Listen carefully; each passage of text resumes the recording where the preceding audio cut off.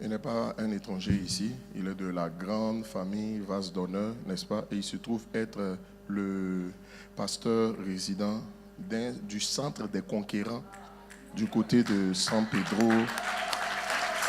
Je n'ai pas fini de le présenter.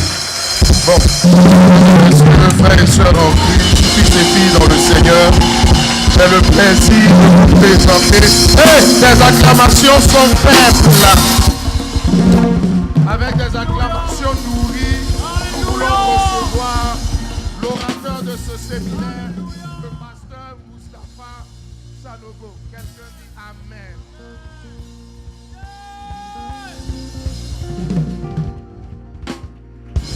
Alléluia. Est-ce qu'on peut continuer à acclamer notre Dieu et notre roi, le Seigneur?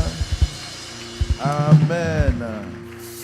Que le nom du Seigneur soit béni. On peut s'asseoir dans la présence de Jésus. C'est une joie et un grand privilège d'être ici. Et je me sens bien, mais je vois que c'est très glorieux. Hein? Ici, tu ne peux que recevoir l'onction. Alléluia. C'est un coin d'onction. Alléluia. Ah non, votre temple est beau. C'est... Là, on sait même pas qu'on est à Dredgeville.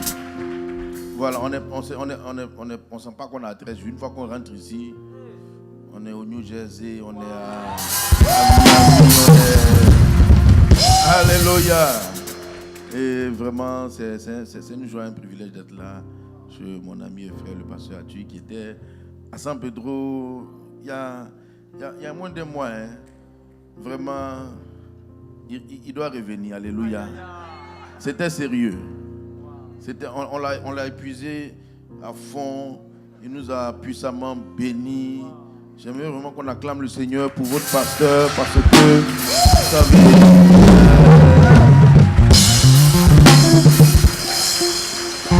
alléluia. Et voyez son épouse, tout ça. Vous savez. Amen. Gloire à Dieu. On peut s'asseoir dans la présence du Seigneur. Vous savez, dans la vie, il y a des bonnes connexions. Alléluia. Et il y a longtemps on se connaît. Et vous savez, la vie d'un homme, pour changer, Dieu envoie toujours quelqu'un. Si Dieu veut faire sortir quelqu'un de situations compliquées, il ne peut pas lui expliquer. Si quelqu'un est en train de se noyer, c'est pas l'envers de apprendre la natation. Comprenez, non? Ou bien, il se noie, c'est maintenant tu lui demandes s'il sait faire le crawl. Il dit non, tu dis la brasse. Il dit non, il dit ok, mets un bras, l'autre bras. Avant de finir la leçon, il sera mort. Quand Dieu veut aider quelqu'un, il envoie quelqu'un. Ou il vous envoie vers quelqu'un. Et dans le courant de la vie, en tout cas de son passage à San Pedro, sa venue était vraiment salutaire en beaucoup de domaines. Alléluia. Franchement, ça a été... Mes fidèles aujourd'hui me disent qu'ils n'ont plus peur de quelques montants dans l'offrande. C'est-à-dire, mais pourtant le message n'était pas sur l'offrande. Mais vous savez, chaque homme de Dieu transporte quelque chose. Dans les 8 des rois, on dit qu'ils sont allés... Élisée est mort. Puis on l'a enterré. Puis on a oublié. Et puis les gens partaient avec un corps au cimetière. Et puis les ennemis sont venus. Dans le corps pour sauver leur vie. Mais le corps est allé tomber sur les os d'Élisée. Le corps est ressuscité sans prière. Alléluia. Vous savez, quand Dieu veut changer une vie, c'est des connexions. On ne peut pas trop enseigner les choses. On peut communiquer des choses. Alléluia. Et chaque fois qu'on se voit, on se communique beaucoup de choses. Et à San Pedro, je me souviens, il y a peut-être 10 ans, tu étais venu à Issia. 2003, peut-être, 2002, 2003, 2004, je ne sais plus trop. Et en ce moment-là, vous étiez encore à...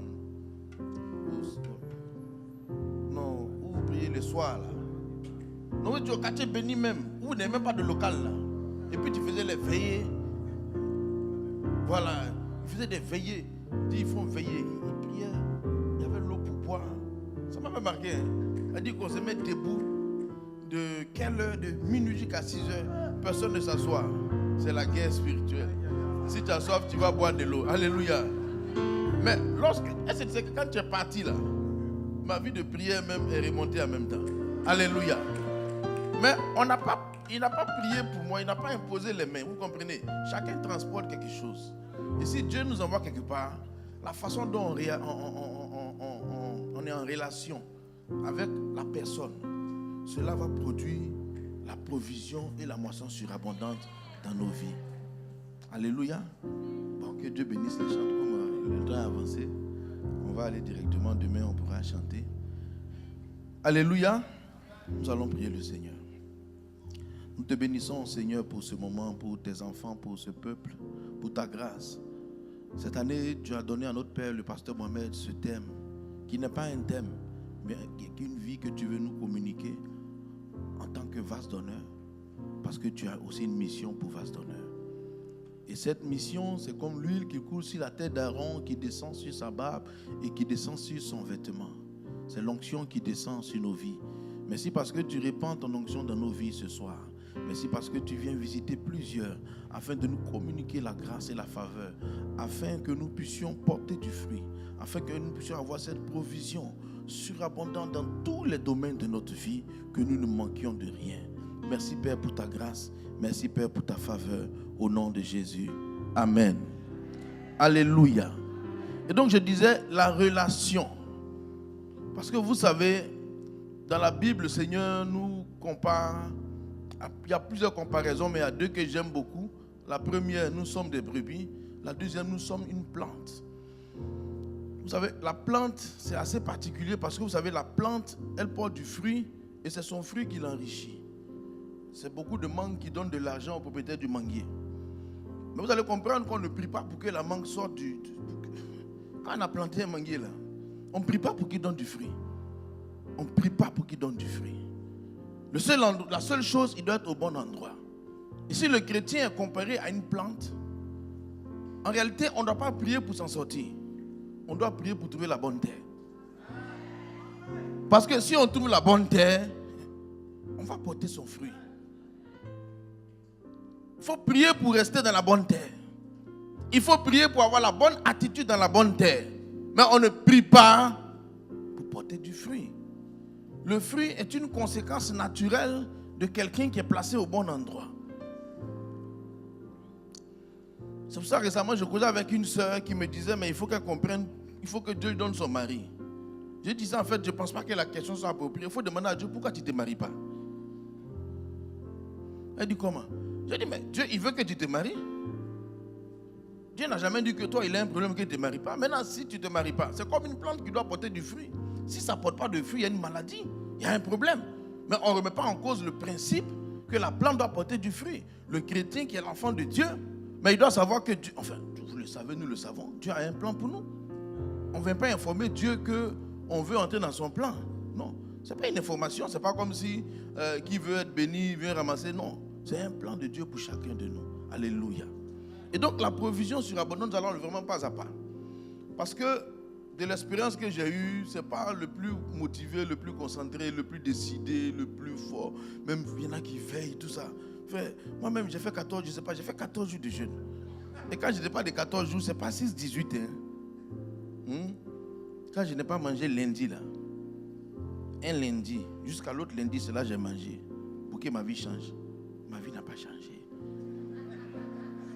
Je ne sais pas si tu as fait 14, si tu as fait 15 jours, peut-être tu me dépasses. Frère, alléluia. Non, 14 jours, moi ici un homme décidé quand je fais quelque chose. Mais à des fois le Seigneur te laisse faire. Pourquoi les choses ne marchent pas? La provision est la volonté de Dieu pour chacun de nous. Il y a deux passages qui m'ont marqué dans ma vie. Lorsque je traversais des moments très difficiles, Jérémie 29, verset 11 et Jérémie 32, verset 41. Lorsque j'étais dans des périodes de troubles et d'incertitudes, lorsque j'étais dans des périodes où je me posais toutes sortes de questions, lorsque je me demandais s'il y avait un plan, un avenir pour moi, parce que tout s'était écoulé dans ma vie, le Seigneur m'a conduit vers ces deux passages-là. Et le premier, Jérémie 29, verset 11, il dit, car je connais que les projets que j'ai formés sur vous, dit l'Éternel, projets de paix et non de malheur, afin de vous donner un avenir et de l'espérance. Dieu dit, il connaît les projets qu'il a déjà formés, c'est-à-dire qu'il a déjà préparé.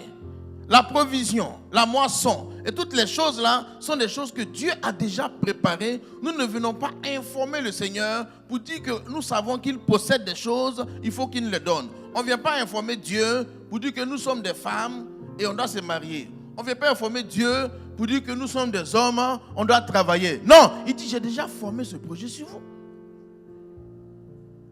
La prière n'est pas une information à Dieu pour dire, Seigneur, souviens-toi que tu as dit. Non. Mais lui dit, il a formé un projet. Qui est plus intéressé par la réussite du projet? C'est Dieu. Dieu est beaucoup plus motivé, Dieu est beaucoup plus intéressé par ma réussite, par ta réussite que par moi-même. Mon échec, ça me fait mal, mais ça fait plus mal à Dieu qu'on échoue que nous-mêmes. Dieu, c'est son plan.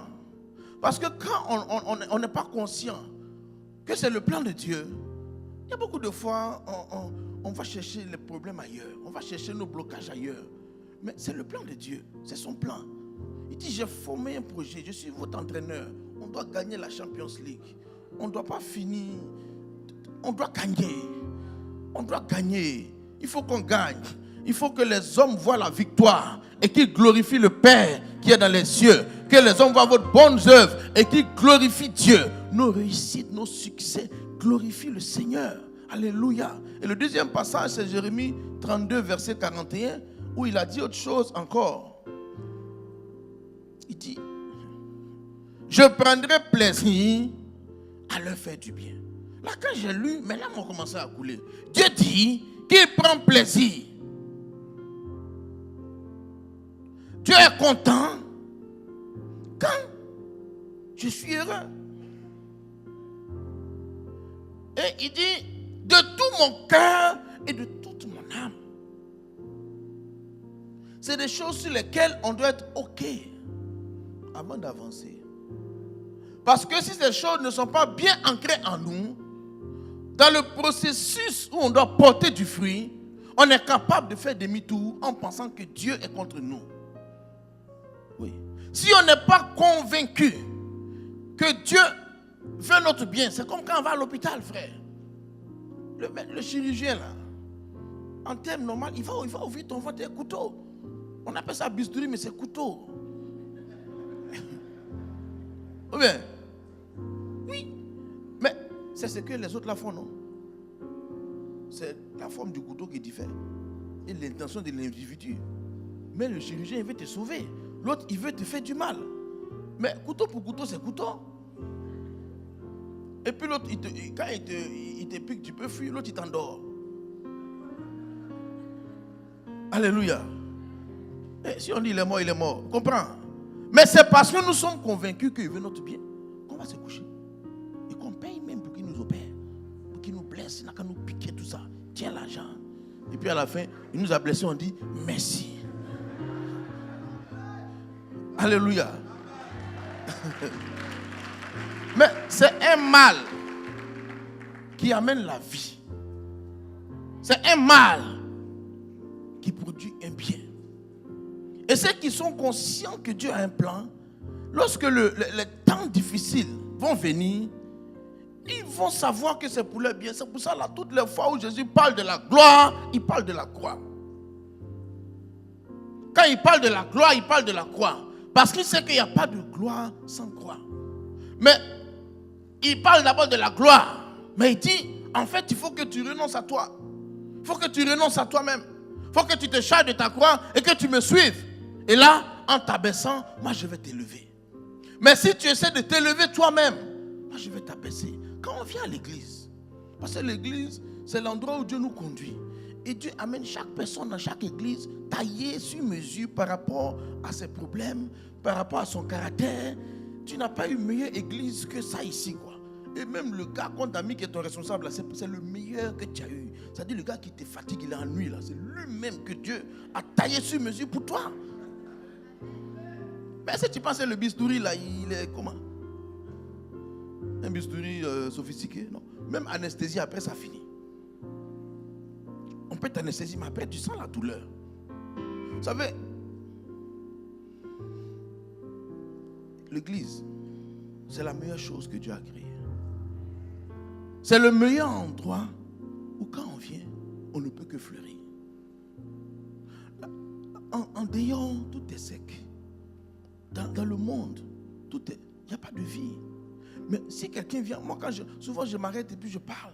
Je dis, mais si quelqu'un est venu à Jésus, et puis il est venu à l'église, et puis sa vie n'a pas changé, qu'est-ce qui va changer sa vie? Si l'église a échoué, frère, qui peut réussir? À quel autre endroit tu vas croiser Dieu? C'est ici, il dit, je bâtirai mon église. Si l'église, un homme, il vient à l'église, sa vie n'a pas changé. Quand je parle de vie changée, on ne parle pas d'argent forcément, on parle de caractère, on parle de façon d'être, du côté un peu zinzin. Tu sais, l'homme a un côté un peu zinzin. Tu vois, non? Oui, tout le monde a ça. Tout le monde a ça. Un peu fou, un peu rebelle. C'est normal. Il dit, venez à moi tel que vous êtes. Venez à moi, vous qui êtes fatigués et chargés, et je vous donnerai le repos. Le Seigneur nous accueille avec nos problèmes, avec nos difficultés, avec nos luttes, avec tout ça. Mais il dit, je vous donne le repos de l'âme. Mais ensuite, après, il dit, si quelqu'un veut venir après moi, il faut qu'il se charge de sa croix et qu'il me suive. Mais celui qui va vouloir sauver sa vie, il la perd. Mais celui qui la perd, à cause de moi, il la retrouvera. Il dit, il n'y a pas quelqu'un qui ayant tout quitté ne reçoive au centuple tout ce qu'il a perdu. Bien aimé, quand on vient à Jésus, on ne perd pas. Quand on vient à Jésus, on gagne. Quand on accepte de perdre, on gagne. Quand on accepte de perdre, on gagne. Et c'est pour ça que moi, j'appelle même l'église à qui perd gagne. Oui, ici, on vient pour mourir et puis frère. La plupart des gens qui disent, ils ne meurent pas vite. Il y en a qui ne meurent pas vite. Hein.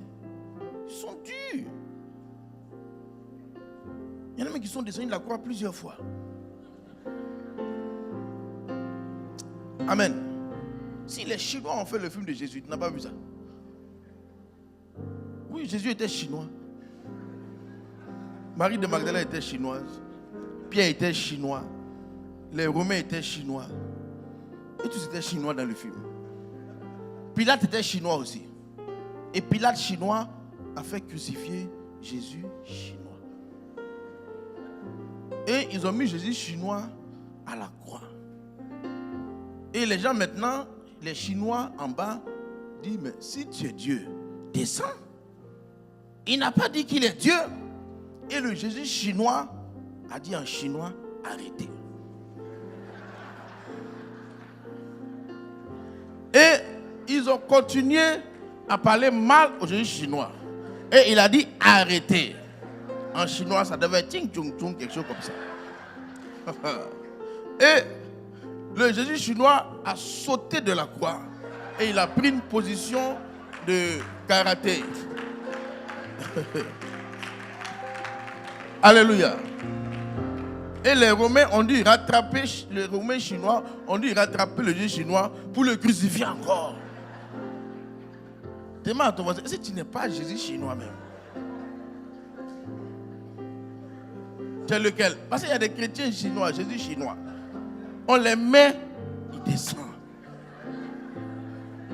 Sinon l'original là, il reste.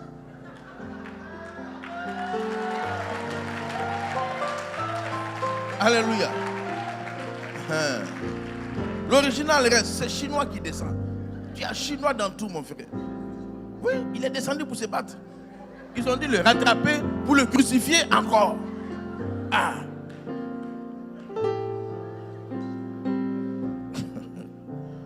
Alléluia. Bien aimé, la provision et la volonté de Dieu. Et je disais, la question qu'on doit se poser, Seigneur, pourquoi ça ne marche pas? Tu dis que tu vas être content que moi je serai heureux. Tu dis que tu vas être content que moi je vais convoler en juste noces. Vous savez, quand on a son mari, sa femme, ses projets qui réussissent, tout ça, mais tu es content. Dieu n'est pas un sadique qui regarde les gens pour dire oui, elle souffre un peu, machin, tout ça. Non, non. Mais comme je le disais, il faut comprendre le plan de Dieu. dans Ésaïe 55, versets 8 à 9, le Seigneur dit, mes pensées ne sont pas vos pensées. Et mes voix ne sont pas vos voix. Et autant les cieux sont élevés au-dessus de la terre, autant mes pensées sont élevées au-dessus de vôtres.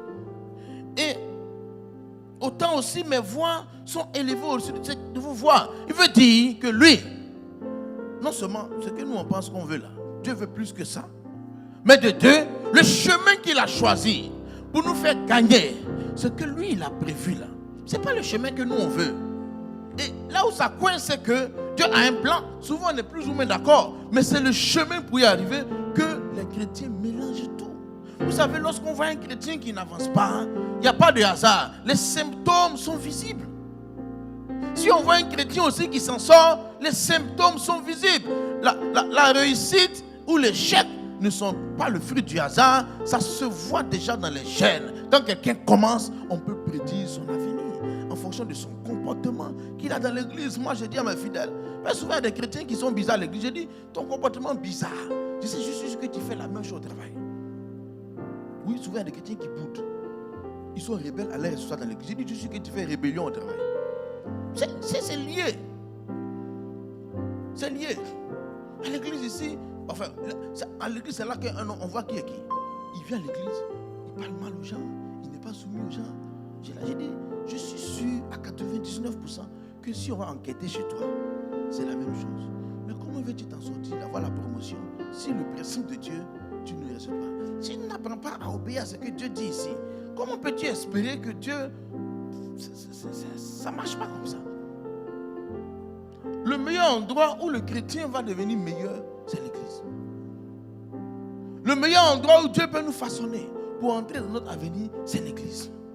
Et lorsque j'ai compris, moi j'aime l'église. Il faut aimer l'église. Il faut respecter l'église. Il faut aimer les responsables. Il faut aimer le système en lui-même. Il faut donner sa vie pour son église. Il faut être quelqu'un qui... Parce qu'il dit, je bâtis mon église.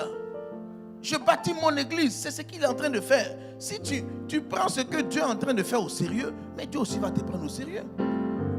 Si tu prends la chose de Dieu au sérieux. Et lorsque moi j'ai compris ça, frère, quand il s'agit d'affaires d'église, il faut être très sérieux.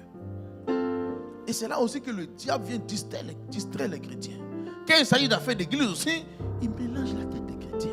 C'est là qu'il y en a, quand on explique, enfin, partout, les chrétiens sont les mêmes.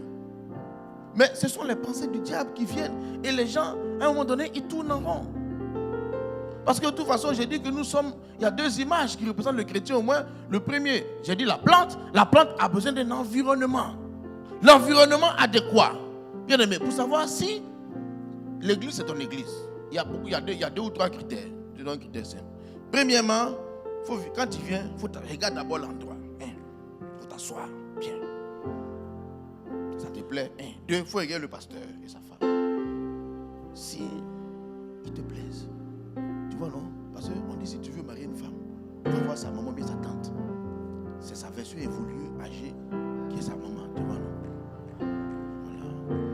Donc, si tu vas dans une église, là où le pasteur s'en va là, son titre de vie, c'est ce qui va t'arriver en fait. Et tu comprends? Alléluia. C'est comme ça. Le pasteur Mohamed, c'est notre père à nous. Mais son foyer est heureux. C'est ce qui va m'arriver.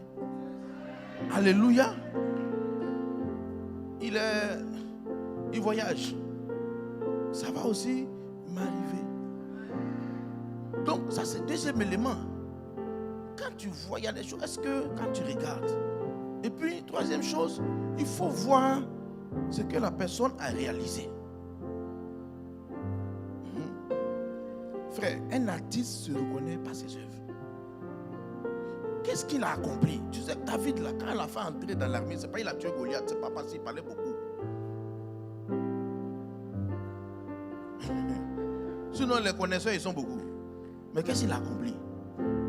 Et souvent, ce qu'un homme a accompli fait qu'on s'assoit et puis on regarde. Mais même en business, tu veux faire entreprise. Ça fait 12 ans, tu montes la boîte, ça tombe. Il y a un autre qui a commencé, il est bizarre. Sa société avance. Il y a ceux qui connaissent, tu ne connais pas. Et souvent, ce qui est bizarre, ceux qui ne connaissent pas parlent de ceux qui connaissent. Ça, c'est une folie, c'est un problème. C'est-à-dire, parce que non seulement tu ne sais pas ce que tu ne sais pas, et puis tu parles de quelqu'un qui a quelque chose dont tu as besoin. Mais les œuvres, moi quand j'arrive quelque part, je regarde ce que quelqu'un a réalisé. Hein. Frère, quelqu'un qui va te rendre riche, et puis tu vas lui donner une case. Tu dis, mais ta formule de richesse là, ça ne marche pas pour toi. Oui ou non? Il dit, il fait des chaussures, et tu vas voir ces chaussures sont... C'est en V, mais coordonné mal chaussé. Donc c'est un élément, frère. Parce que si tu vas, il faut que... Il n'y a pas seulement... comment je peux dire? Il n'y a pas le matériel. Hein? Il y a le cœur, il y a le caractère, il y a tout ça. Est-ce que ça va avec toi? Si ça va, autre critère. Deuxièmement, ou bien troisièmement, là, combien de même? Troisièmement, si lorsque tu es allé là, tu as poussé des bourgeons. Tu es arrivé, il y a des sujets pour lesquels tu n'as pas prié, puis tu t'es exaucé bizarrement. Il y a des signes que Dieu donne quand tu es quelque part pour dire que c'est là. Il faut identifier ces signes-là. Quand Jacob voulait distinguer Joseph, il lui a donné un habit. Ça ne veut rien dire, mais ça veut dire quelque chose. Quand Dieu veut te montrer qu'il est avec toi, il fait un signe.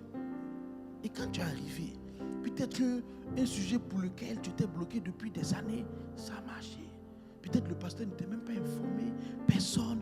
Mais ou bien depuis que tu t'es assis là, tu ne dormais pas la nuit, maintenant tu dors, sans avoir eu de rendez-vous d'abord. Tu vois, il y a des signes comme ça que Dieu montre à des gens pour dire que c'est là. Quand tu sais que c'est là, tu dois pousser tes racines maintenant. Parce que tu es une plante. Une plante a besoin de s'enraciner. Une plante qu'on déterre chaque jour ne peut pas grandir. Tu la plantes ici, elle pousse un peu, tu la déterres, tu vas la planter là, elle risque de mourir en chemin. Deuxièmement, nous sommes des brebis. La brebis, elle, ce qui fait sa particularité, c'est un animal sans défense, mais tu ne peux pas voler le mouton de quelqu'un, elle a la protection. Comprenez? Et puis on la nourrit. Le mouton ne lutte pas pour manger. Non, un chrétien qui lutte pour manger, il y a un problème. Hein? Il n'a pas tout, mais manger seulement, il va manger. Parce qu'il est une brebis. Et tu ne peux pas l'attaquer. Le chrétien qui comprend, bien aimé, il n'est pas dans les prières de combat trop longues là. Où il va prier de minuit à 6 heures pour combattre. Non. Les prières de combat d'un chrétien, c'est 10 minutes et puis c'est tout, on passe à autre chose. Il y a des prières plus sérieuses. Mais toi, tu combats ta main en haut seulement. Feu, 8 heures, 6 heures. Ah! Tu es le pyromane du ciel. Tu as incendié partout. Tu as incendié. Feu, fire, feu. Il y a un dit tombe, mais il tombe là. Je ne sais plus qui, il y a un groupe comme ça. Mais, ils sont là. Ça c'est quoi ça? Feu. Non, tu sais quand tu as une autorité, que tu as quelqu'un va, il est parti. Mais quand tu dis va, et puis il ne va pas pendant 1 heure, il faut te revoir. Il faut te revoir. C'est que tu n'as pas autorité. Tu dis, écoute, monsieur, sortez. Vous êtes chez moi, sortez. Il va sortir. Sortez. Tu as tes enfants. Sortez, on dit à quoi? La maison est pour qui?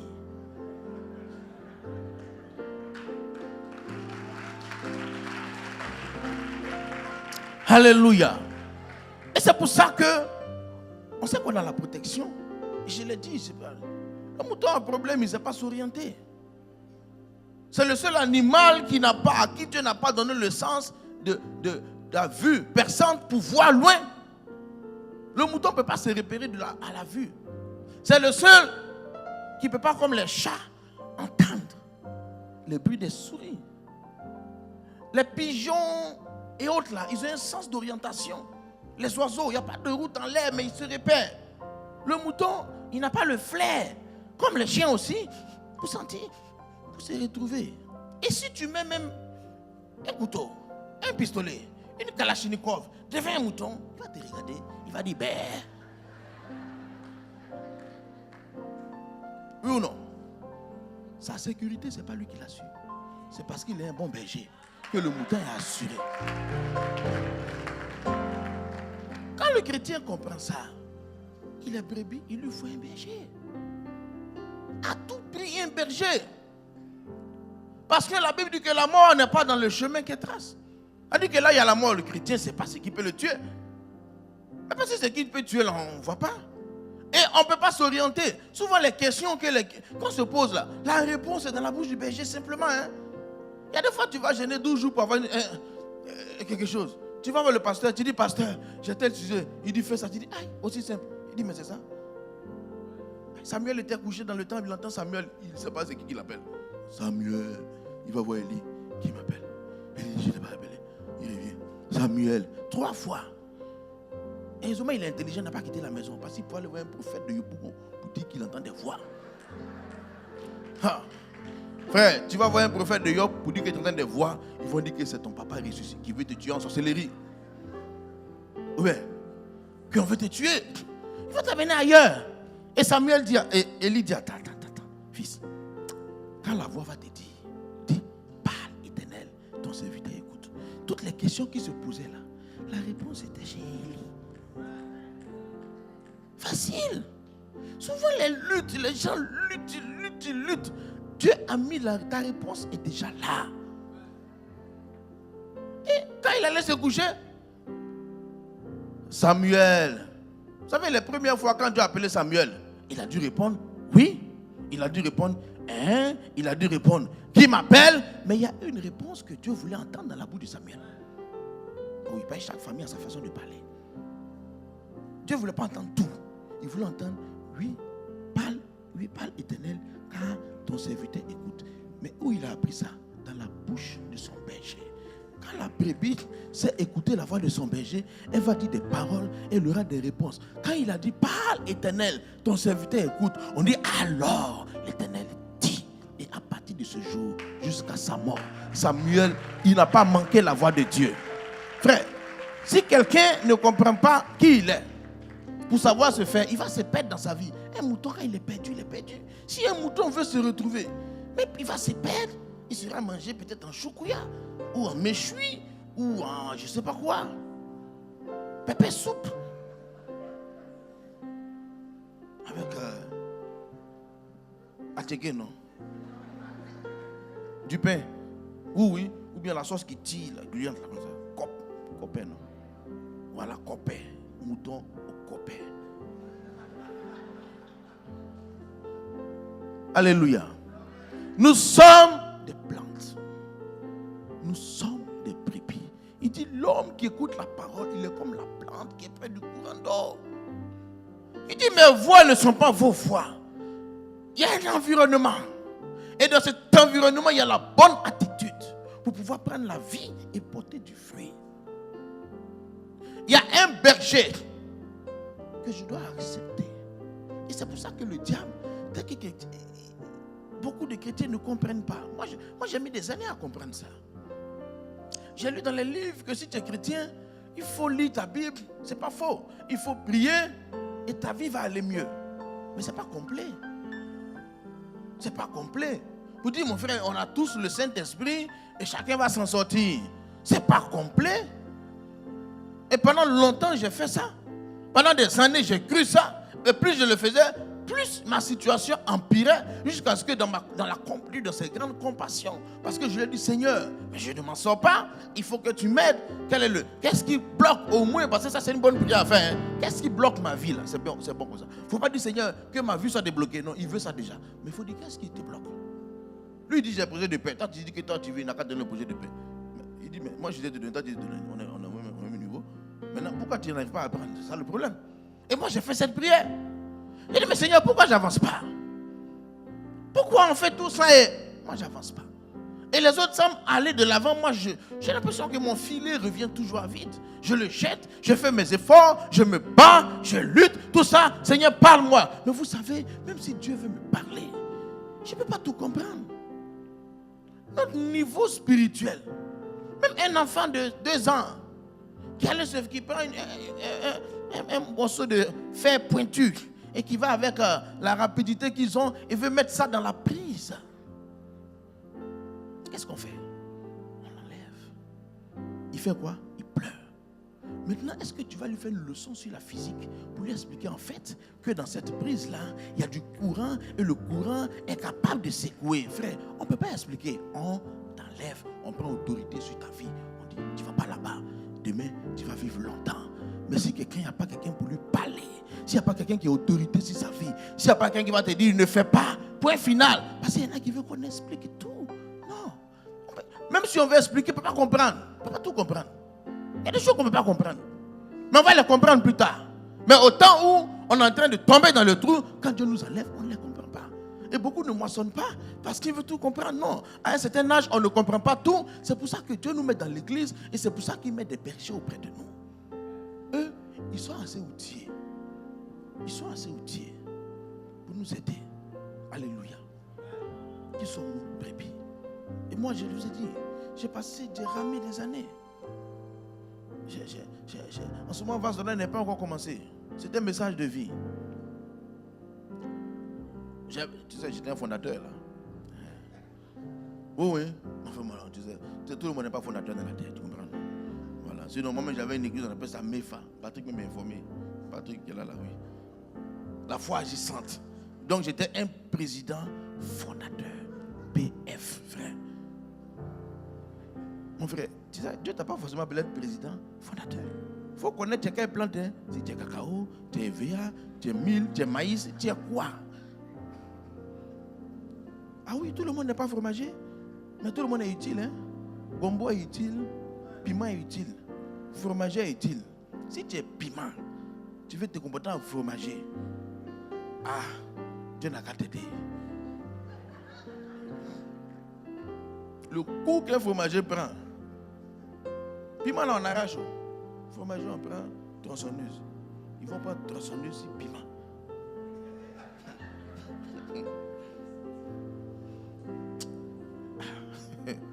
Dieu ne va pas tenir. Frère. Et donc j'étais perdu. Mais Dieu est bon. Et c'est là que Dieu m'a dit, mais écoute, tu n'as pas compris. C'est pas que le pasteur Mohamed, c'est mon frère dans la chair. Vous comprenez? Mais la Bible dit quoi? Celui qui reçoit un prophète en qualité de prophète reçoit une récompense de prophète. Celui qui reçoit un juste en qualité de juste. En fonction de qui est là, la façon dont tu le prends là, il y a ce que tu reçois. Quand tu es dans l'église là, il faut savoir comment tu fais. Si le pasteur dit de faire quelque chose, ce n'est pas parce que le pasteur tu es là, mais c'est un principe. Et moi, j'avais plusieurs casquettes parce que, on a grandi ensemble. 2, bon, il s'est converti devant moi. 3, moi aussi j'étais président fondateur. Tu comprends un peu? Donc, vous voyez que quand 2 présidents fondateurs se croisent, c'est des rencontres de sommet. Hein? C'est des rencontres bilatérales. Mon frère, j'étais perdu. Et bien perdu même. Ah! On disait tu peux être perdu et puis tu es sincère. C'est ça qui fait mal. Sincèrement perdu. Le jour où on s'est perdu quand on quittait Accra pour venir à Abidjan. Tu sais la route qui va à Koumassi là. C'est facile de se tromper. Hein? Mais ma femme, on riait, on causait. Et on appelle la rue de Koumassi. 100 km, on est perdu 100 km. On cause. Le policier nous arrête. Il voit la plaque de Côte d'Ivoire. Where are you going? We go to Elibou. Il dit, you are lost. Mais on était lost dans la joie, tu vois. On était heureux et perdu. Ta joie ne veut pas dire que tu n'es pas perdu. Hein? Ta sincérité ne veut pas dire que tu n'es pas perdu. On n'a pas dit qu'un homme se perd, il veut se perdre. Mon frère, tu peux être perdu et puis tu ne sais pas que tu es perdu. Mais seulement tu n'arrives pas. Où tu voulais arriver, tu ne comprends pas. Depuis là, tu n'arrives pas. On s'est trompé aussi, on a pris la route de Tema. On venait de Lomé. On avançait jusqu'à la nuit. Le gars disait, where are you going? We go to Accra. You are lost. Mon frère, tu sais, pour se perdre, ce n'est pas difficile. Et puis, il n'y a pas, tu ne vas rien sentir quand tu es perdu. Seulement, tu n'arrives pas. Tu n'arrives pas. Tu avances, tu pries, tu jeûnes, tu perds, tu fais, mais tu es perdu. Mais pourquoi tu es perdu? Pas parce que tes yeux ne fonctionnent pas. Tu as une brebis. Et la brebis a besoin d'un berger.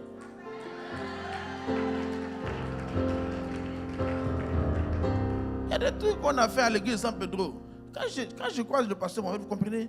Je n'ai pas besoin de beaucoup de choses. 2 phrases, ça me suffit. Il dit, pasteur, c'est comment? Il dit, tant, c'est bon pour moi. Souvent, même une salutation, même, c'est suffisant. Si les os d'Élysée ont ressuscité un mort, est-ce que tu comprends l'onction? Si la femme qui avait la perte de sang depuis 12 ans a simplement touché le vêtement, elle est la guérison. Le prophète qui est à côté de toi, en fonction de la considération que tu as pour lui, il y a ce que tu peux prendre. Dans l'église là, il y a ceux qui prennent, il y a ceux qui ne prennent pas. Mais ce n'est pas parce qu'il n'y a pas l'onction. C'est comment tu considères. Comment tu considères. Et beaucoup ne considèrent pas. Et moi quand j'ai compris, mais je suis arrivé, il m'a fait venir. Dieu dit, bon, tu quittes ici, viens à Abidjan. Et le pasteur, je dis, bon, je viens. Il dit, ok, il n'y a pas de problème, viens. Mais un président fondateur est arrivé, tu vois. Pour moi, j'allais être vraiment, oui, un PF est arrivé. Il allait venir un jour me présenter à l'église. Oui, voici un homme de Dieu. Mais tu vois un homme qui a des problèmes. Tu vois, l'homme est bizarre quand même. Tu es là-bas, tu as échoué, entre guillemets. Tu n'as même pas ça. Tu vois, tu sais, quand l'homme échoue, là, on l'envoie, l'orgueil, il veut tuer l'homme. Mais mon frère, bon, c'est pas que j'ai échoué à zéro. Mais quand on veut comparer les bilans, c'est que je viens de trouver, lui et son église. Et puis pour moi, là, c'est pas la même chose. Là, tu fais commerce, tu vends, ton chiffre d'affaires, c'est 1300 par jour. Lui, il a un chiffre d'affaires de 805 et 1,2 million. Vous êtes commerçant, mais c'est pas la même chose. Il y a la différence. Hein? Ah, il faut connaître la différence. On vous appelle commerçant, registre de commerce, tout ça vous avez. Mais les résultats sur le terrain, là, font que vous n'êtes pas au même niveau. Et dans la vie, il faut savoir qui est en haut, qui est en bas. Celui qui est en haut, il va te communiquer. Celui qui est en bas, il faut l'analyser, peut-être il faut le fuir. Non, il y a des gens, il faut fuir. Hein? Ah oui. Il y a des gens, il faut fuir. Non, il ne faut pas t'amuser ça. Moi, je suis très fort dedans. Mais tout est contagieux. Ah, c'est contagieux. Le succès est contagieux. L'échec aussi est contagieux. Mais quand je vois quelqu'un qui a réussi, que je m'accroche, mais il me communique. Parce que je dis, ce n'est pas l'enseignement, c'est communiquer. Paul dit, je vais vous communiquer des dons spirituels. On reçoit quelque chose quand on vient dans une église. Et le résultat qui montre qu'on a reçu, c'est simplement les actions. Quand Élisée finit de fréquenter Élie après le fleuve, là, vous comprenez? Quand il vient, qu'il a le manteau, papa, il ouvre le Jourdain, tout le monde dit que l'esprit qui était sur Élie repose maintenant sur Élisée. Élisée n'a pas fait à Élie n'a pas fait à Élisée leçon 1 pour ouvrir un fleuve. Tu mets un pied en avant, tu pousses le voile comme ça vers la gauche, et puis il dit non, c'est pas ça. C'est pas ça, c'est onction, frère. Quand l'onction est là, tu tapes comme ça, tu tapes comme ça, tu tapes comme ça. Ce qui est sur toi là, ça ouvre le chemin dans ta vie. Alléluia. Quand tu prends l'onction ici, ta vie réussit partout, dans ton foyer. L'onction est partout. Dès que moi je suis arrivé, que j'ai compris, toute ma vie était impactée. Tout. C'est que quand l'onction est sur ta vie là, souvent tu pries même plus pour toi. Oui, bien, Bishop. Tu as une onction, venez dire Seigneur, je veux ceci. C'est la brebis prier pour son manger. C'est le berger qui doit manger. C'est comme ça. Mouton dit non, je vais bouter demain. Non, demain, il dit pas il va bouter demain. Chaque matin, il va ouvrir pour elle, il va manger. C'est comme ça. Et puis il a son bâton et sa houlette. Venez la toucher, vous allez comprendre qu'il y a un berger. Pam, il chasse les voleurs, vous comprenez? Quand tu es dans la bonne position, tu es à l'aise. Tu te lèves le matin, tu trouves la nourriture, tu manges. On veut t'attaquer, tu es protégé. Mais c'est l'attitude qu'on a et la façon dont on reçoit les gens, là où on est, qui fait la différence. Alléluia. Et c'est ça qu'on va voir durant ces jours-là. Aujourd'hui, j'essaie de faire un peu ramasser comme ça. Mais ça change une vie. Parce que moi, c'est le témoignage de ma vie, en fait. Mais quand Aïcha, mon premier temple, là, on a mis des pailles comme ça, des feuilles de palmier qu'on a déposées, on était là. C'était bien aussi, hein. Deuxième temple, on a pris contreplaqué. On a mis, tu es venu au coin de contreplaqué, voilà. Et puis, on a tout fait ensemble, frère. Et après, maintenant, c'était au bord du cimetière. Là, c'était la totale. Frère, oui, église au bord du cimetière et c'est bâche, on priait sous bâche, au bord du cimetière, tu comprends un peu? C'est-à-dire que le culte me ressemble à funérailles. Mais bâche au bord du cimetière, c'est quoi? Ça ressemble à lever du corps ou chose. Mais il y a beaucoup de chrétiens qui ont quitté l'église quand ils ont vu. Mais parce qu'après nous, la ville était finie même. Il n'y a plus de maison après. Ça dit qu'on était au bout. Oui, il y en a quand ils sont venus dimanche, je les ai vus de loin. Hein. Ils venaient à l'église, quand ils ont vu là, ils ont pris un couloir comme ça, ils sont partis. Ah. Mon frère, je suis PF, mais il y a PF et puis il y a PF. Tu comprends? Même, moi j'étais prophète, tout ça. Il faut t'appeler tout ce que tu veux. Prophète, archibishop. Est-ce que tu as l'onction? Est-ce que tu as l'onction? Tu es venu de l'onction. Et l'onction se trouve. Parce que Dieu, c'est un Dieu générationnel. Le Dieu d'Abraham, le Dieu d'Isaac, le Dieu de Jacob. Abraham a pris, il donne à Isaac. Isaac va. Il est là, il y a la famine. Il veut remonter en Égypte. Dieu dit non, tu ne vas pas en Égypte. J'ai dit à Abraham que vous là, vous êtes riche. Tout est déjà pourvu pour vous. Ne va pas, reste là. Il dit, ah bon, il dit oui. Sème ici. On dit, il a semé et dans la famine, lui, il a récolté au centuple. Ce n'est pas la terre, c'est l'onction. Ce qui fait réussir un homme, ce n'est pas la terre, c'est l'onction. Ce n'est pas le travail dur, c'est ce que tu as reçu qui fait que tu t'en sors. C'est pour ça que Jacob et puis Isaïe se battent. Qui va prendre ça? Un chrétien qui comprend cette affaire, il se bat pour avoir sa bénédiction. Il faut se battre. Le vieux dit, lui, il va mourir. Il doit parler sur un. Il dit, prends tes armes, c'est la guerre. Ah oui, il dit, prends tes armes, ta lance, ton carquois, tout ça. Débrouille-toi. Affaire d'onction, c'est la guerre. Mais dans l'église, tout le monde n'est pas la même chose. Il y en a qui n'ont rien compris. Mais les gens suivaient Jésus, ils disent, vous me cherchez pourquoi? Vous me suivez pourquoi? Même Élie a dit à Élisée, tu veux quoi? Souvent, il faut demander à l'église, toi, tu es venu chercher quoi? Oui, souvent parce qu'il y a des gens. Bon, moi, il y a des gens dans l'église, on ne sait pas ce qu'ils ont venu chercher. Ils se plaignent de tout. Ils sont là comme ça. On dit à la gauche, pourquoi on va à la gauche? Tu es venu chercher quoi? Allons à droite.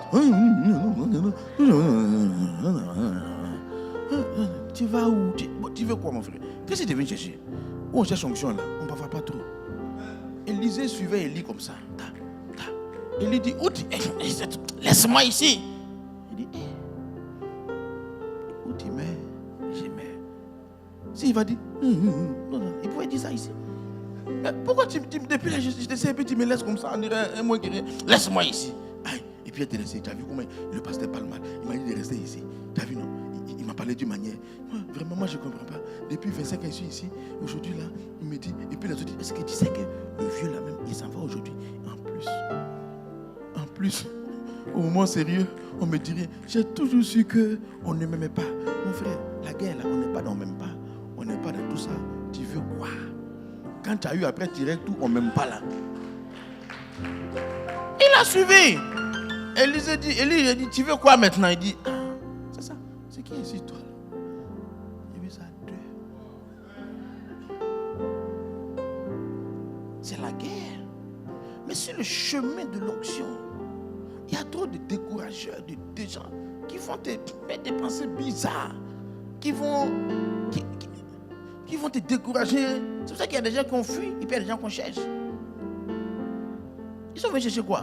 En tout cas, moi, c'est ce que je cherchais. Quand j'ai quitté mon coin, ma forêt au bord du cimetière, là, ah non. Quand je suis arrivé à Abidjan, frère, j'étais un suiveur sérieux. Mais je n'ai pas vite compris parce qu'en tant qu'un PF qui vient d'arriver, tu comprends? Je pensais qu'au bout de 2 mois, le pasteur me présente et puis il dit, bon, de temps en temps, il va prêcher, non? Mais Dieu l'avait oint pour moi, tu comprends, non? Je suis assis 4 ans. 4 ans. Un PF qui est au chômage, comment on appelle ça même? Un arrêt de travail prématuré ou quoi que ce soit. Et il y a des fidèles, hein? Mais, parce que vous prêchez pas souvent. Il y a des gens comme ça, toujours. Il dit, mon frère. Un jour, je suis allé inviter une dame à Djamé. Je dis, viens à l'église, viens. On a reçu pasteur Castanou. Demain, on reçoit pasteur Kinde. Ce sera bien. Il dit, ah bon? Il dit oui. Il dit, mais vous prêchez pas aussi là-bas? Il dit, bon, c'est bien sûr, il faut venir. Hein?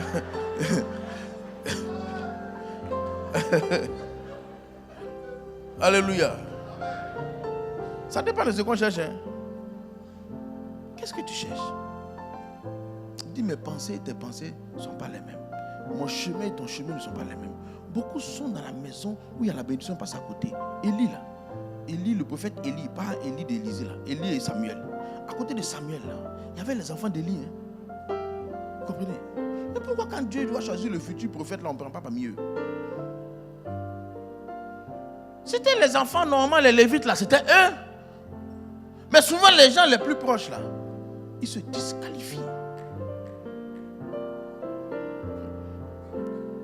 se disqualifient. Au final, ils ont pris. Oh, ça c'est le vieux. Laisse le vieux. Oh, le vieux est fatigué. Oh, le vieux. Élie. On dit quoi? On n'a pas de vision, on dit? Oh, laisse ça. Il était vieux. Oh, il y a longtemps, il ne voit plus. Depuis combien d'années il n'y a plus de vision ici, mon frère? Nous, on mange les vieux d'ici. On touche les femmes. Et tout est bien dans le meilleur des mondes. Il n'y a plus de vision. Il ne voit plus. Mais s'il ne voit plus, c'est l'homme de Dieu. C'est lui qui a mis Samuel dans le ministère. Mais quand tu as vu, tu as dit, de Élie là, Samuel et puis le fils d'Élie étaient enseignés au même enseignement. Ils mangeaient la même nourriture spirituelle. Ils étaient dans le même temple, dans la même église. Mais eux, ils étaient plus proches. Parce que Samuel, lui, dort loin. Et eux, ils dorment à côté. Mais souvent, c'est ceux d'à côté là qui ne savent pas reconnaître la grâce. Et finalement, il dit, mais depuis là, on ne voit rien. Mais on ne voit rien parce que tu n'as pas reçu le prophète en qualité de prophète. Mais c'est ça que Dieu m'a appris quand je suis arrivé à Abidjan. Il dit, mais assieds-toi. Ce n'est pas une affaire de président fondateur ici. Hein. Ah non, c'est pas ça. Mais parce que de toute façon, c'est même pas Dieu choisit. Si on dit que Dieu a choisi quelqu'un, il a choisi quelqu'un. Il faut accepter ça. Élie là, Élie maintenant de Élysée là. On dit Élie, le 18 est apparu. Lui, on ne sait pas d'où il vient. Il y a des gens comme ça. Et ils sont apparus. Mais est-ce que tu ne sais pas si toi tu es Élie? Si tu n'es pas Élie là, c'est que tu es Élysée. Si tu es Élysée, toi tu dois suivre. Mais celui qui est Élie, lui il est apparu. Il y a des gens qui sont des pionniers. Et on les voit, on voit les pasteurs Karambiri, on voit pasteur Mohamed aussi. Mais lui, il revendique, mais tu sais, c'est comme ça. Mais moi aussi, c'est ce que je voulais être. Mais ce n'est pas mon truc, tu vois. Chacun n'a qu'à connaître son affaire. Et puis il va avancer où il est. On m'a fait asseoir. On dit, tu ne prêches pas aussi? Il dit, Seigneur, où tu mets l'onction? Et si je n'ai pas oublié comment on prêche même? De toute façon, depuis là, je ne prêche plus là. Ça, c'est ma prière. Il dit, Seigneur, vraiment, il faut me donner un micro un jour. Le jour, on te donne un micro. Aïe, tu fais. Et puis, quand il vient, on dit, c'était bien. Tu penses que dimanche prochain, on va te mettre. Vaut des ans. Plus tard, tu reviens. Alléluia. Mais on sait ce qu'on cherche. Vous comprenez? Et tu comprends que... Parce que de toute façon, si tu veux recevoir, il y a semer, il y a servi. Si tu sais quelqu'un. Élisée, là, on dit c'était Josué. On dit Josué, fils de nous, serviteur de Moïse. Vous comprenez? C'est quand maintenant, Dieu a oint Josué, qu'on dit Josué, serviteur de l'Éternel.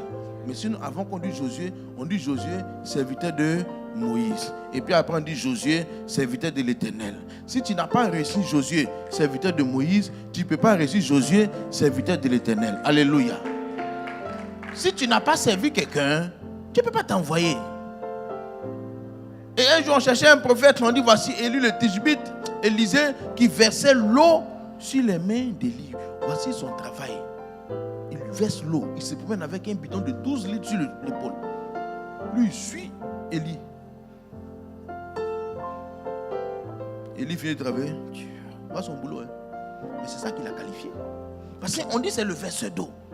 Ce n'était pas un apprenti prophète.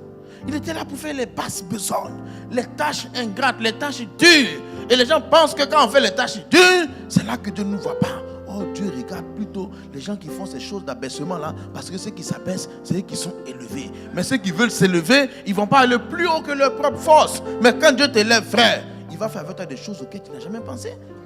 Il va faire des choses grandes. Parce qu'il y en a tous ceux qui font là. Ce n'est pas que c'est mauvais, mais tu sais que c'est sa force. Tu sais que c'est son courage. Mais ce que Dieu fait, ce n'est ni par la force, ni par l'intelligence. Il y a une façon de recevoir ça. Et ça fait que tout est pourvu dans ta vie. Les choses te précèdent avant que tu arrives. Tu as l'impression que, il y a des fois, tu peux te pincer. Tu vois que tout est pourvu, les choses arrivent, les choses sont... La provision. Dieu pouvoir. Mais si nous respectons les conditions, et c'est ça qu'on va voir. Dieu pouvoir. Il faut savoir qui nous sommes, ce que j'ai dit aujourd'hui. Hein. Qui tu es. Tu es brebis. Tu es une plante. L'environnement, là, il faut rester brebis. Il faut suivre. Il faut te soumettre. Il faut apprendre la soumission. Il faut apprendre la soumission. C'est la partie la plus sérieuse et la plus dangereuse parce que ça peut disqualifier quelqu'un à jamais. Vous savez, Israël a fait toutes sortes de péchés. Mais quand Corée, Datam et Abiram se sont rebellés, c'est là que Dieu a ouvert le sol. Sinon, dans le désert, là, Ils se sont plaints que les cailles ne sont pas doux. Ils se sont plaints qu'il manquait l'oignon. Ils se sont plaints qu'ils voulaient manger des concombres. On dit la manne là n'allait pas. Tout ça ils ont fait. Dieu n'a rien dit. Mais le jour où ils se sont rebellés, la terre s'est ouverte. Et c'est pour ça que c'est le péché. Que quand quelqu'un va dans un endroit, Satan sait qu'il sera béni là-bas. Et c'est ça que Satan met dans le cœur des gens. Si tu vois que Satan attaque quelqu'un quelque part, il n'attaque pas quelqu'un qui va rien avoir. Il vient attaquer quand on est sur à la frontière. Tu sais, quand les mauvaises pensées viennent à toi un peu trop fort par rapport à hier, là, c'est que tu n'es pas loin d'un nouveau jour. Tu comprends? Tu n'es pas loin. Quand les pensées de quitter, les pensées de changer d'avis, les pensées, tout ça, c'est que tu n'es pas loin. Et c'est comme son dernier baroud, son dernier combat. Parce que tu es enraciné là, mais il veut que tu sois déraciné. Il sait que là, tu porteras du fruit. Il y a les étapes et ça va produire. Il sent que là, cette étape-là, si c'est passé, il ne peut plus rien. Il va accentuer. Mais toi, tu sais que tu es une plante. Tu sais qu'un jour, tu as porté du fruit là. Et tu restes là. Et quand la tempête passe, tu vois que tu commences à porter du fruit. Tu vois que les sujets que tu as pris il y a 15 ans, 20 ans, 10 ans, ça arrive comme ça. Tu vois que tout se passe, frère. Et c'est comme ça avec le Seigneur. Ce n'est pas la force qui donne les choses. Mais c'est le fait d'être au bon endroit, au bon moment, d'être dans les bonnes conditions, c'est tout. Et de savoir suivre. Et le reste se suit. Alléluia. Qui nous sommes? Comment le Seigneur travaille? Chacun a un prophète. Il dit celui qui reçoit un prophète en qualité de prophète. Un prophète, c'est un père. C'est un berger. Il faut avoir quelqu'un qui peut parler sur ta vie. Il faut avoir quelqu'un qui peut te dire ça on fait pas. Si quelqu'un n'a pas ça, il est encore plus perdu même que tout le monde. S'il n'y a pas un homme qui peut te dire ne fais pas. Et puis tu n'as pas fait. C'est que toi, et puis le fou de Gadara, vous n'êtes pas trop loin. Le fou de Gadara, lui, il faisait tout. Lui, il fait ce qu'il veut. Lui, quand il s'est mis nu, voilà. Mais je suis nu, tu vois, non? Tu sais, quand un homme fait ce qu'il veut, là, il devient fou. Il n'est plus de mesure. Finalement, il a tout fait. Il s'est percé le corps. Il prend des cailloux. Il se déchire ici. Il n'est pas content. Il met chaîne. Lui, ces bijoux là, c'est chaîne. Tantôt, il dort au cimetière. On dit, tu fais quoi au cimetière? Lui, il fait ce qu'il veut. Un jour, tu le vois, il est à l'hôtel. Un jour, il est au cimetière. Un jour, maintenant, on dit, il s'est mis nu. Tu comprends? Quand un homme est seul, il devient bizarre. Il fait des choses bizarres. On dit, personne ne pouvait le dompter. Il ne suivait personne. Il faisait ce qu'il veut. Quand il veut, comme il veut. C'était fort en lui. Et il courait à sa perte. Mais lorsque Jésus est venu, il s'est mis à genoux. Quand les démons étaient chassés, on dit, ils sont venus le trouver assis, vêtu dans son bon jour. Mais là où tu vois qu'il était changé, il dit, Jésus, je veux te suivre là où tu vas. Jésus dit, non, ne me suis pas, mais retourne chez toi. Va dire à tes parents comment j'étais bon. S'il n'était pas changé, il a dit, non, moi Gadara, on ne me dit jamais non. Et il enlève les deux chaînes. Va. Oui, en ce moment, Simon aussi faisait sortir son épée. Simon aussi, il avait l'épée cachée dans son boubou. Lui aussi, il était là. Ça allait être un combat. Mais on dit non, va chez toi. Il dit ok. Et on parle de lui, on dit il est parti prêcher dans la Décapole 10 villes. Là où tu es, c'est dans le territoire de ta faveur. Tout ce qui est pour toi, quand Dieu dit prends plaisir à te faire du bien, c'est pas seulement que la prière, mariage, travail, toutes ces choses. Jésus appelle ça des choses. Mais dit ne vous inquiétez pas pour ça. Mais cherchez à comprendre le royaume. Et ces choses, il appelle ça des choses. Nous on les appelle des bénédictions, tout ça. C'est vrai aussi. Mais il dit non, écoutez, ça va vous suivre là. Écoutez, vous allez avoir ça. Et c'est normal qu'on ait ça. Il y en a qui ne sont plus. Le stade où ils sont aujourd'hui, ce n'est pas le stade où ils devraient être. Ta position n'est pas ta position à laquelle tu devrais être. Parce qu'à un moment donné, tu n'as pas compris. Parce que ce n'est pas ignorance. Ce n'est pas que forcément quelqu'un fait, il ne veut pas. Mais il pense qu'il fait bien. Non, il fait mal. Mais c'est pour ça que le Seigneur nous attire vers ce qu'on est en train de dire pour que nous puissions corriger notre attitude. Parce qu'en persévérant dans le mal, c'est comme quelqu'un qui est perdu et qui refuse qu'on lui dise. Mais il va toujours plus loin, plus loin, plus loin. Et quand il se retrouve, il a 57 ans, 60 ans, et maintenant il dit, oh, je viens d'apprendre. Mais il y a un nombre d'années qui ont été perdus. Non, le Seigneur n'a pas dit de faire tout ce temps-là. Chacun a son temps. Et ma prière, c'est que tu entres dans cette grâce-là, dans le nom de Jésus. Que tu entres dans cette grâce, que tu suives le temps.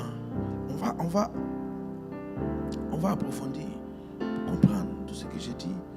J'ai survolé. On parlera des temps de faiblesse. Les temps où on doit sentir la main de Dieu. La Bible dit qu'on était sans force. C'est là que Christ est mort pour les impies. Vous comprenez? Comment être en relation avec son mentor, son prophète là. Ça c'est la chose la plus importante. Comment j'ai compris ça? Ma vie est facile. Où j'ai vu, bon déjà même ici c'est un exemple. Le temple qui est là. Alléluia.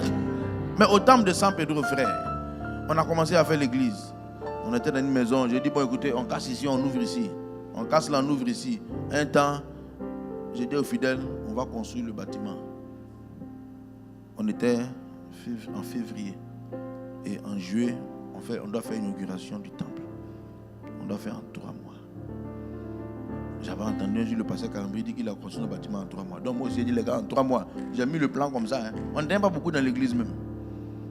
On n'a pas l'argent aussi. Mais ce qui est sûr, 3e mois là, on a fait l'inauguration. Alléluia. Le bâtiment était fini, les climatiseurs étaient posés et on a fait. C'est pas moi. J'ai fait 6 ans dans ma galère. Mais quand tu comprends les choses de Dieu, les choses arrivent facilement. Que cela soit ton partage au nom de Jésus. Que les choses qui tardaient arrivent facilement dans ta vie au nom de Jésus. Dieu dit, il prend plaisir à nous faire du bien. Le Seigneur prendra plaisir à te faire du bien. Il faut suivre ce qu'on va dire pour voir les pièges que le diable met devant nous pour nous enlever de la bénédiction, pour nous enlever du chemin et finalement on est perdant. Que ces pièges-là, le Seigneur te donne la force de pouvoir les déjouer. Le Seigneur te donne la force de pouvoir les déjouer afin de marcher sur le chemin de la victoire, sur le chemin de la vérité, afin d'avoir tout va bien dans ton foyer, tu commences un commerce, ça marche. C'est des choses qui te suivent naturellement à cause d'une position que tu as.